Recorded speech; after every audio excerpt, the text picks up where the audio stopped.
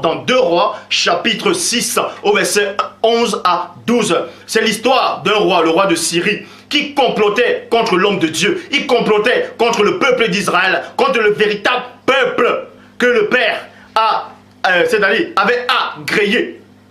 Donc, et là, tout ce que le roi complotait avec ses, on va dire, avec ses serviteurs, dans sa chambre secrète, il pensait, en tout cas, ce roi d'Assyrie, complotait en cachette pour tendre un piège, pour surpasser l'homme de Dieu, pour surpasser le peuple d'Israël.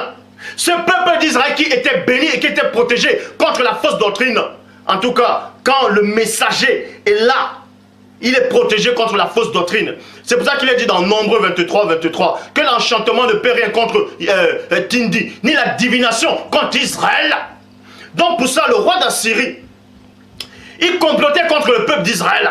Et dans le peuple d'Israël, il y avait un homme qui avait été mandaté par le divin, par l'Oba, par Tété, connu sous le nom biblique, sous le nom d'Élisée. Donc à chaque fois qu'il complotait dans cette chambre-là secrète, Élisée était au courant. Parce qu'eux, ils voulaient tendre les embûches au peuple d'Israël. Et Élisée était au courant de les agissements, il était au courant de les propos secrets.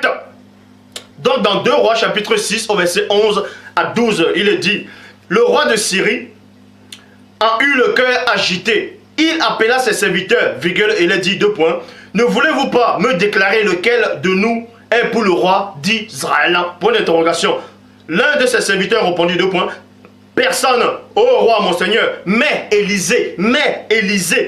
Le prophète qui est en Israël rapporte au roi d'Israël les propos, plutôt les paroles que tu prononces dans ta chambre à coucher. Point. Donc, parce qu'il a dit dans Job 33, 14 que l'homme parle cependant tantôt d'une manière, tantôt d'une autre, et l'on y prend point garde. Donc, vous devez dorénavant prendre garde aux propos du premier-né de Christ qui dit: il n'y a rien de caché qui ne sera mis à nu.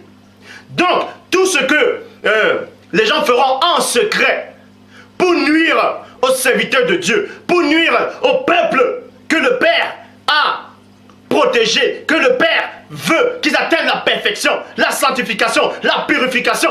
Cet homme de Dieu que le Père a mandaté, qui représente cette lumière du monde, sera toujours au courant, afin de briser